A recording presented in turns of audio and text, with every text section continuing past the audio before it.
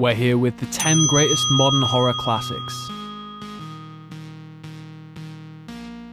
Sinister was one of those surprises that came from nowhere. We all had our reservations when the name Ethan Hawke cropped up, but what follows a pretty intense intro is a tale of all-out twisted mental horror. There aren't many of those kicking nowadays. It's a welcome change from all the low-grade gornography we've got used to. Pontypool is impossible to describe. It's kind of like the most insane take on an infectious disease-driven apocalypse you're ever going to see. Definitely bewildering, full of jump moments, and absolutely nuts. It's proper fun too, you won't get bored. Eden Lake got a lot of stick for the scenario it sets up, but it pretty much nails violent yob gang dynamic and turns it loose on Michael Fassbender's face. It isn't really a physical horror film, it's a mental horror that slowly gets externalized by sheer violence and terror developed in the moment, all within a very lifelike and believable world for most British viewers. Definitely worth a watch. France has always been king of compelling cinema, there's no argument about it, but right now they're making waves in a genre you wouldn't expect, given their penchant for quirk and realism.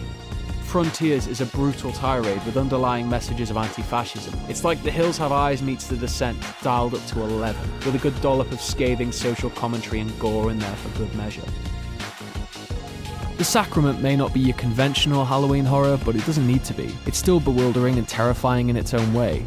Based loosely around the Jonestown massacre, the film looks at outsiders who are faced with a murderous cult set on picking them off one by one for disturbing their way of life. It's shockingly plausible and maybe a little close to Red State, but if you let that slide and just go with it, you'll have an awesome time. The original Silent House from 2010 may be in Spanish, so yeah, you've got to watch a dub or read subtitles, but it's totally worth it. The whole film is shot to appear as one continuous take from start to finish. It gets going and it just keeps mounting. Of course, if you stop listening at Spanish, there is a Hollywood remake in lovely familiar English, albeit at the cost of quality and scares. No horror list would feel right without a Raimi film, would it? Drag Me to Hell popped up a few years back and it proved the director still had the chops despite 10 years of Spider-Man chewing up his life. It's great, but it doesn't take itself too seriously. It's got that something about it that we haven't had in horror since the 80s, and partnered with the awesome story, it's well worth checking out.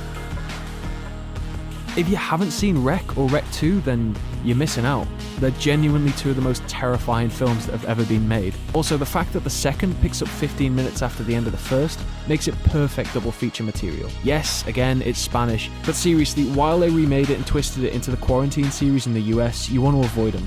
Wreck runs circles around Quarantine. Found footage films will never be this terrifying again.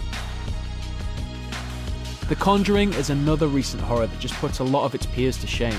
It doesn't rely on over-the-top CG or insanely cliched premises to get its job done. In fact, it just sinks its teeth in and it takes you for a ride through a true horror experience. If you haven't seen it, you need to get it watched. Finally, in 2011, Kill List rocked up to the party out of nowhere. We can't tell you too much about it because we don't want to give the game away, but what we can say is that it'll leave you absolutely reeling. Kill List is easily one of the greatest films Britain's put out in the last 10 years, and to call it just a horror simply wouldn't be doing it justice. When you get to the end of it, having chewed your fingers bloody, screaming at the screen, you'll certainly agree with us.